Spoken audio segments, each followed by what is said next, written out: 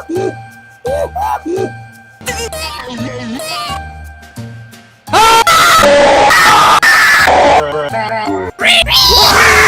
is up, you guys? I'm charmx, and today I'm going to be reacting to the Netflix series that was also scary for adult James, by The Odd Ones Out. Now, what do you mean the Netflix series that was scary for adult James? Is this supposed to be scary for children, not adults? Because I think, like, Netflix makes a lot of movies, and most of them are aimed towards adults, so I don't know. Also, there's a show on Netflix, a series, I forget what it's called, but it is so terrifying. I guys can't even watch it. I can't even watch it. I forget what it's freaking called, but it is so creepy and like well done. I hate it. I can't even watch it. And whatever. With that being said, the original links in the description. Make sure you guys go subscribe to The Odd Ones Out. With that being said, let's begin. And publish. A 23-minute long movie review about an 80s puppet movie sure is different than the content I usually post. And even though it was a lot of work, it was fun to try something new, and I think the video turned out pretty good. Am I right, Chamberlain Funko Pop? What? What is that? I know what a Funko Pop is. What's the character? I don't know. Well, it's a good thing I'll never, ever have to worry about this franchise ever again. Are you sure about that? When I made a review about a cult classic puppet movie that came out 35 years ago, the last thing I was expecting was that said franchise would get a reboot announced 2 weeks after I posted. Oh, the Dark Crystal. Wait, that? I saw the Netflix redid that. That's scary? It looked kind of cute from the trailer or whatever that I saw of it. You know, whatever. And every single day since then, people have been tweeting at me saying, "Hey James, did you know Netflix is making a Dark Crystal series?" Yes, I know.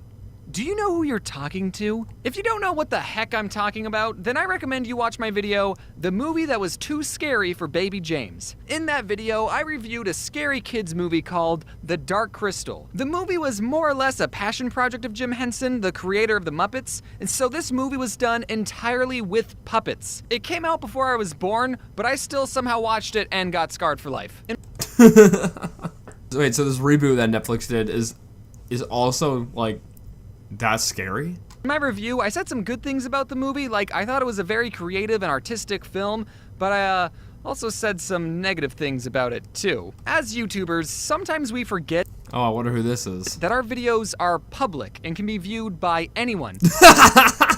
Throwing a little bit of shade there, James. And when we talk about companies, we can forget that real people are attached to those properties who have poured hundreds of hours into these projects, and there's a chance they'll see our videos. And unbeknownst to me, Lisa Henson, current CEO of the Henson Company, Actually watched it? saw my video. How does that make you feel?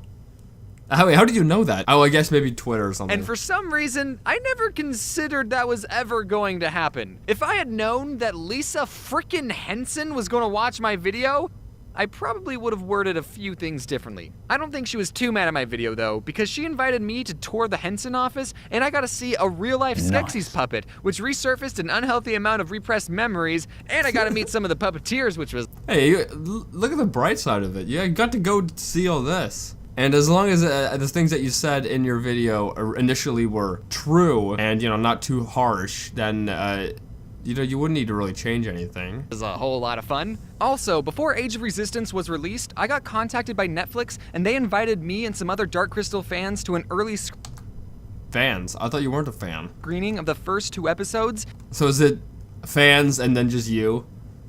And I signed a non-disclosure agreement so I couldn't spoil anything. I don't remember when that NDA said I was allowed to talk about it again, but hopefully I'm in the clear. When I was in the early screening, I just remember thinking about how cool that these characters in this world were back on the big screen. Netflix has a pretty big screen, and the puppetry and cinematography have only gotten better. And the fact that 95% of everything was done with practical effects and puppets, it's beautiful. There's not a single human in this series, except in episode 10 when this puppeteer's head can be seen for a couple frames. I just checked and they actually took it out, so... Isn't that wild how they can, like, edit out things? Which I know, I mean, that doesn't sound that wild. But like, you know how in Game of Thrones, how there was like a water bottle and they went through and edited it out, which I think is pretty crazy that they can do that. Like retroactively edit it out while it's up. Like, that's wild. I still saw it. So much time and care and hard work was put into this series that there was a documentary made about how hard it was to make this series. If any of you are wondering, no, Reunip does not make an appearance in Age of Resistance, nor is there a naked baby Jen puppet. Also, if you're worried that the show wasn't going to be as dark and scary as the original, don't worry, it's darker and scarier than the original. Oh, I bet you loved it. It's weird that the creator of the Muppets, which is such a kid-friendly, you know, family-friendly, wholesome thing, would create something that's like quite scary. I don't know, I guess that shows the different sides of him. The Netflix family Twitter account was nice enough to timestamp every scary part in the series, and as you can see, stuff goes down in episode 10. Surprisingly though, they didn't blacklist the scene of the Skeksis peeing out of 3 different pee streams in episode 6 at 28 minutes and 41 seconds. Really makes you think. So artistically, this series is beautiful, and it needs to do well because it's left open for a season 2, and I want a season 2 to get greenlit. I'm not gonna do a plot summary of the whole thing like I did in the first review. Alright, total side note. If you guys haven't seen the Netflix show Dark, I definitely recommend it. It was originally German, but it's dubbed over in English so you can understand it. If you're gonna watch it, give it a few episodes, like I'm talking maybe 3 or 4. The first 2 episodes, you might not get that into it, but once you're at like 3 or 4, you'll get into it a lot. But it is a fantastic series, and yeah, it is so good. I love it. Side note over. Because I don't want this video to be an hour long and you should watch it for yourself. I'm not just gonna do everything for you, I'm not your mom. But there are some things you should know before you go watching the series. This is kinda spoilery, but I won't spoil that much. So this alien planet is home to these creatures called Gelflings. They can share memories with each other by holding hands, and the girl Gelflings have wings. There's also this other creature called Agura, who's been around since the beginning of the world. She's basically Yoda's sassy grandma. And then out of nowhere, these tree aliens visit.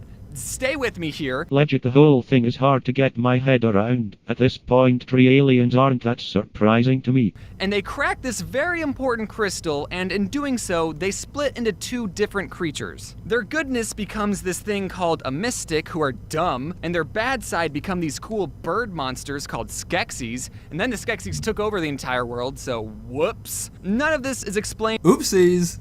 Oopsie daisy. Oops, didn't mean to. In the original movie, and it's not explained in the series until episode 7, but I think that the tree alien backstory should have started the series, which is why I just spoiled it for you. The original 90-minute film already had so much lore, and this new Netflix reboot just added even more lore? There's even a character named Lore? How much lore is there? Speaking of names, there are a lot of made-up words in this series, and sometimes those made-up words are hard to remember. Within the first minute of Age of Resistance, the narrator tells us that there are 7 clans of Gelfling, but then only names 3 because there are only 3 important ones that we should care about. I don't even know the names of the other 4 clans, and I'm like a Dark Crystal aficionado. Also, there are like 10...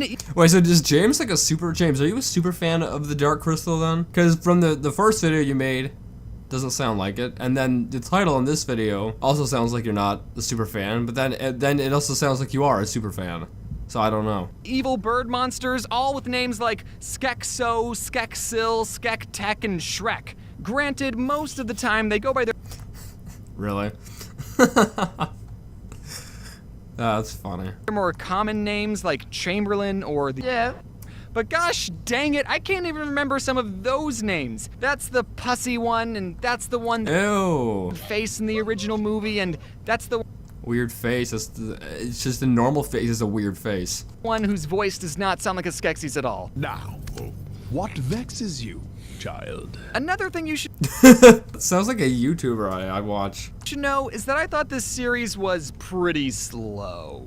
Maybe it's because I'm impatient, or I'm used to watching YouTube videos at 2 times speeds exclusively. Why do people do that? Why do people do that? He's not the only person that does that. Watch YouTube videos at 2 times speed.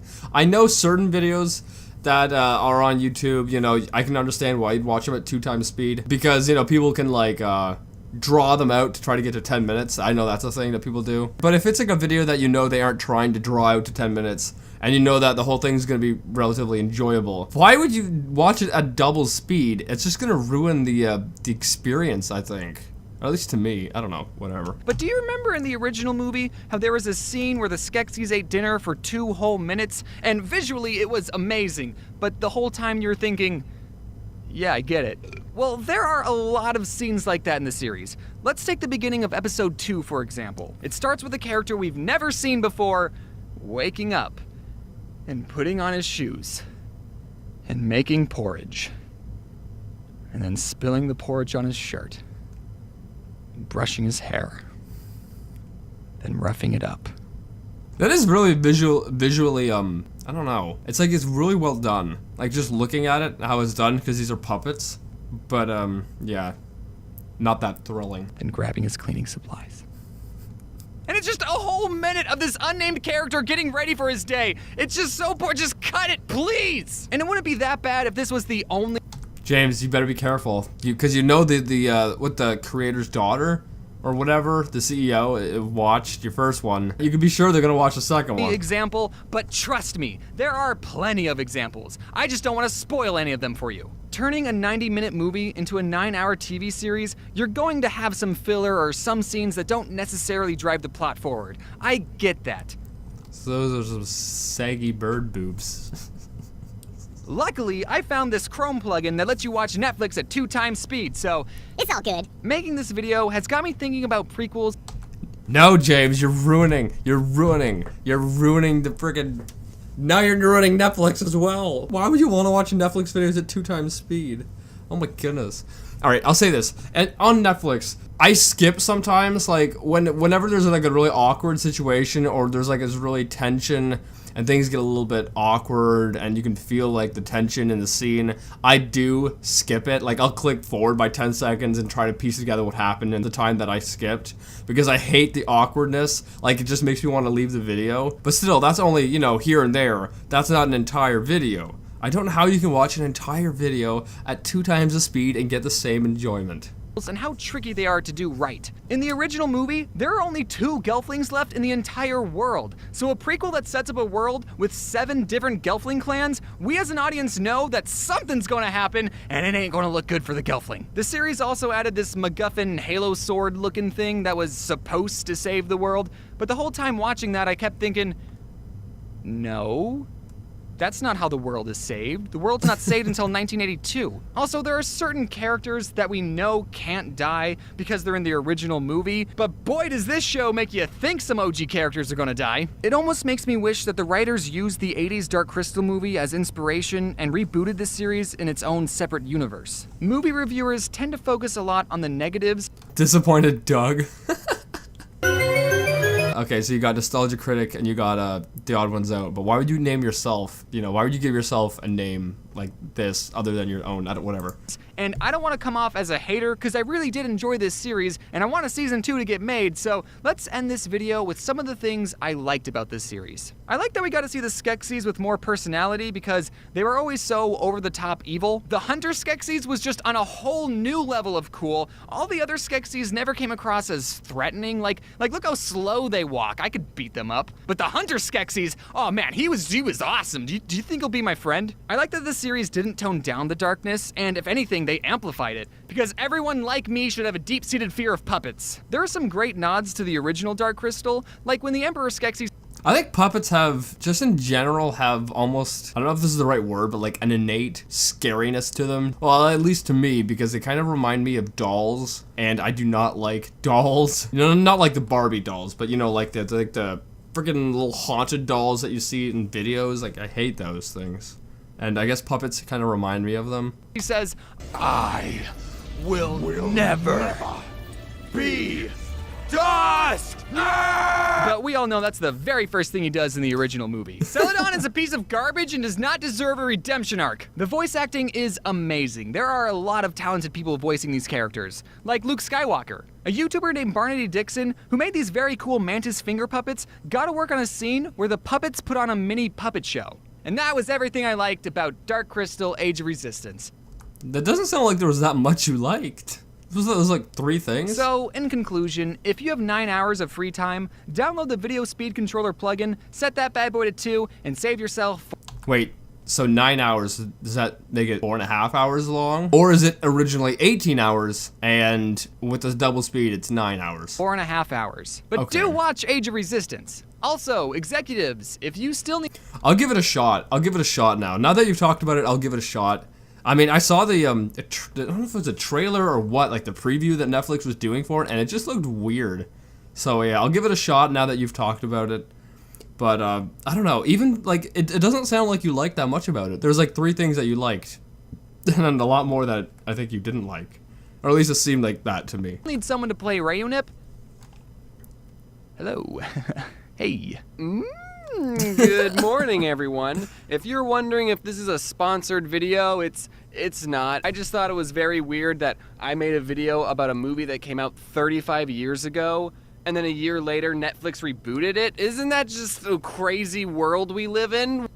And it's weird that they would invite you to go to the actual, like, you know, the set or whatever of it. And they actually invited you to, what, like, the premiere of it, too. Even though you came off as not the biggest fan of it. That's weird to me. What? And also, I wasn't exaggerating when I said people would tweet me this news every single day. I know, guys, you can stop telling me. I hope you're all having a good... Yeah, a lot of people, they'll tweet you something and expect no one else has tweeted the same thing. It doesn't happen to me that much because not many people follow me on Twitter. Go follow me on Twitter. Anyway, I hope you guys liked this video. I really enjoyed this. I'll definitely give this show a go now because it sounds actually quite interesting. But yeah, I'll definitely give it a shot. Also, if you haven't given it a shot, go give Netflix Dark a shot. Give it like 4 episodes. Go in 4 episodes. You'll probably be hooked. It's a very mind-bending show, and I love it. But anyway, whatever. With that being said, if you're new, hit subscribe to join the family. Make sure you guys go subscribe to The Odd Ones Out. If you like this, give it a thumbs up. See you guys next time. Boop.